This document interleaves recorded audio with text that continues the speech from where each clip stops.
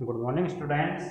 आज हम जो बीएससी फर्स्ट ईयर की सेकंड यूनिट चल रही है उसमें हम गुरुत्वीय बल और गुरुत्वीय विभव के बारे में अध्ययन करेंगे, यानी gravitational force and gravitational potential क्या होता है।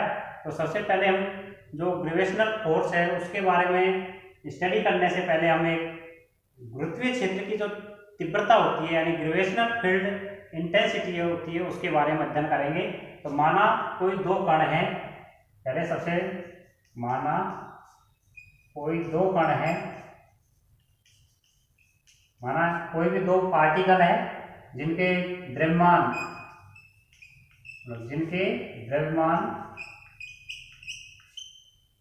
कैपिटल एम व स्मॉल एम है।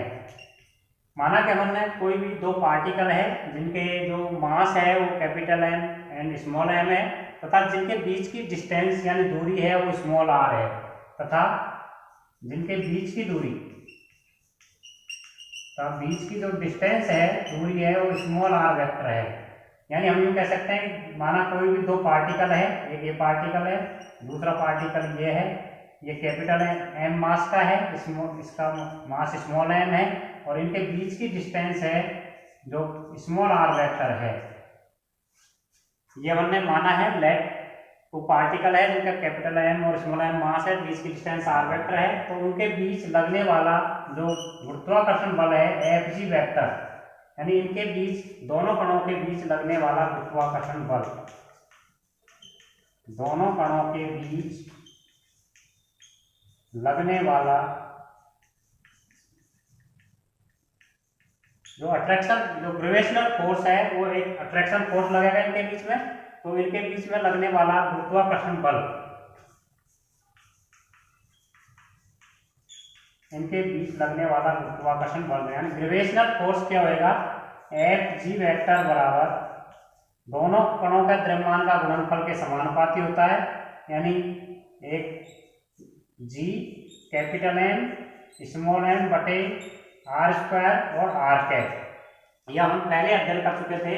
कोई भी दो पार्टिकल होते हैं तो उनके बीच लगने वाला गुरुत्वाकर्षण बल है वो दोनों कणों के द्रव्यमान के गुणनफल के समानुपाती होता है, तथा उनके बीच की जो डिस्टेंस है उसके वर्ग के व्युत्क्रमानुपाती होता है।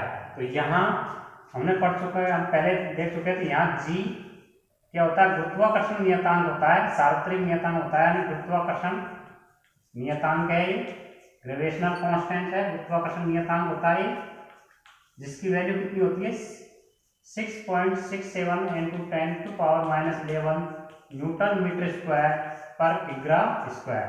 ये गुरुत्वाकर्षण का नियतांक होता है। एंड जो आर कैप है, आर कैप क्या होता है, सदिश जो वेक्टर है आर वेक्टर उसकी दिशा में एकांक सदिश होता है। आर कैप सदिश आर वेक्टर की दिशा में एकांक सदिश यानी यूनिट वेक्टर है। क्या है, एकांक सदिश, यूनिट वेक्टर होता है, एकांक सदिश है। तथा जो ऋण चिन्ह है यानी ऋण चिन्ह, ये चिन्ह क्या होता है, दोनों कणों के बीच लगने वाला बल है उसकी नेचर यानी प्रकृति कैसी है, उसकी एट्रैक्टिव आकर्षण है। ऋण चिन्ह आकर्षण को दर्शाता है। किसको दर्शाता है, आकर्षण यानी अट्रैक्शन। किसको दिखाता है, दोनों कणों के बीच अट्रैक्शन यानी आकर्षण बल को दिखाता है ऋण चिन्ह। इनके बीच दोनों किस प्रकार का बल लग रहा है, आकर्षण बल लग रहा है, यह ऋण चिन्ह इसके द्वारा दिखाया जाता है। इसको हम समीकरण नंबर 1 कह सकते हैं। जो दोनों कणों के बीच फोर्स लग रहा है एफ जी वेक्टर बराबर -GMM बटे R square into R cap, ये दोनों कणों के बीच लगने वाला गुरुत्वीय आकर्षण बल है। अब यदि m बराबर 1 है, यदि हम कंडीशन लगा दें, यदि दूसरे कण का द्रव्यमान है स्मॉल m बराबर 1 है, तो क्या होगा, यदि m बराबर 1 है तो जो गुरुत्वीय क्षेत्र की तीव्रता क्या आएगी, गुरुत्वीय क्षेत्र की तीव्रता, गुरुत्वीय क्षेत्र की तीव्रता यानी ग्रेविटेशनल फील्ड इंटेंसिटी। यदि इस क्वेश्चन नंबर 1 था, इसमें स्मॉल m की वैल्यू 1 है, तो हमारे पास गुरुत्वीय क्षेत्र की तीव्रता क्या आ जाएगी, Eg वेक्टर बराबर Fg वेक्टर बटे स्मॉल m।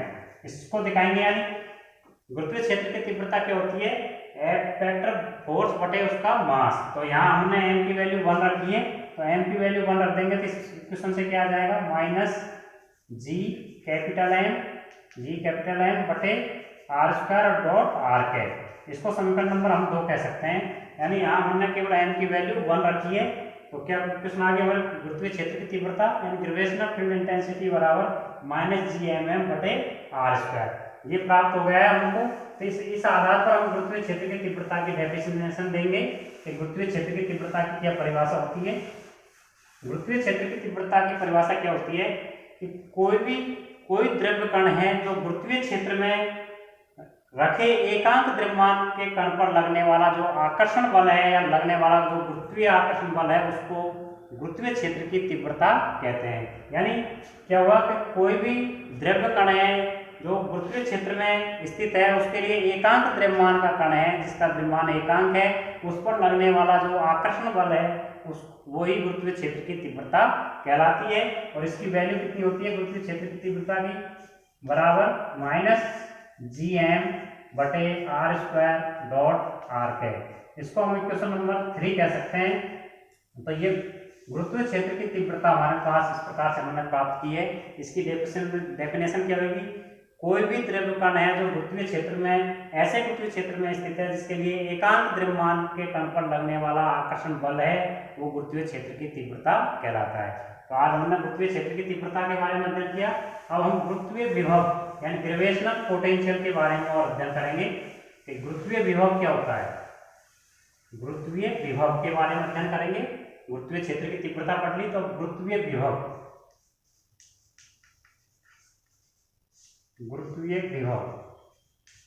ग्रेविटेशनल पोटेंशियल,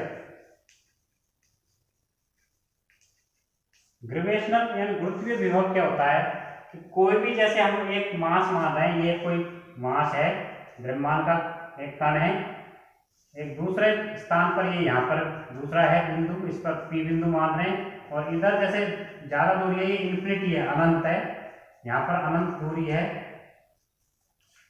तो ये जैसे इसको हम इस मास m मास का कोई कण है, माना कि ये कण है गुरुत्वीय क्षेत्र में कोई कण है, तो गुरुत्वीय विभव क्या होगा कि कोई भी ऐसी कोई भी वस्तु जो गुरुत्वीय क्षेत्र में है उसको अनंत से किसी बिंदु तक लाने में जो किया गया कार्य होता है वो गुरुत्वीय विभव कहलाता है। यानी गुरुत्वीय क्षेत्र में किसी वस्तु को अनंत से किसी बिंदु तक लाने में किया गया कार्य जो वर्क किया जाएगा वही पोटेंशियल ग्रेविटेशनल पोटेंशियल कहलाता है। यानी किसी भी वस्तु को गुरुत्वीय क्षेत्र में इन्फिनिटी से किसी बिंदु तक लाने में जो किया गया कार्य होता है वो गुरुत्वीय विभव कहलाता है। तो हम बिंदु P पर गुरुत्वीय विभव निकालेंगे। जैसे बिंदु P पर गुरुत्वीय विभव, बिंदु P पर गुरुत्वीय विभव, बिंदु P पर गुरुत्वीय विभव, क्योंकि अनंत से किसी बिंदु, जैसे हमने P माना है तो अनंत से किसी बिंदु P तक लाने में किया गया कार्य ही उस बिंदु तक गुरुत्वीय विभव कहलाता है। तो जो गुरुत्वीय विभव को हम Pg से डिनोट करते हैं, जैसे पहले हमने इंटेंसिटी पर पढ़ी थी, विद्युत क्षेत्र की तीव्रता थी, तो इसको Eg से डिनोट किया था।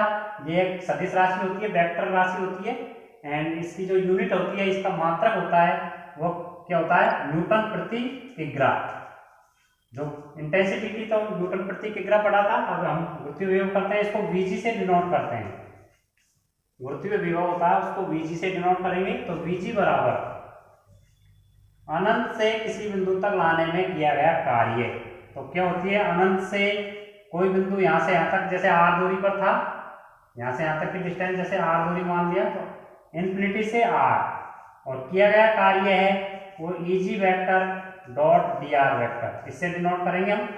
यानी गुरुत्वीय क्षेत्र में किसी वस्तु को अनंत से किसी बिंदु तक लाने में जो किया गया कार्य होता है वो गुरुत्वीय विभव कहलाता है।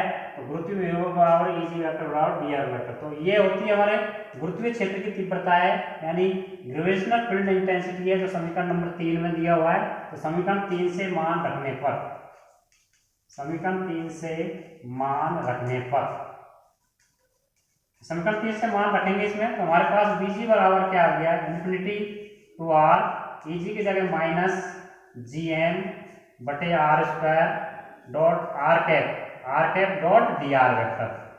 केवल हमने Vg की वैल्यू रखी है।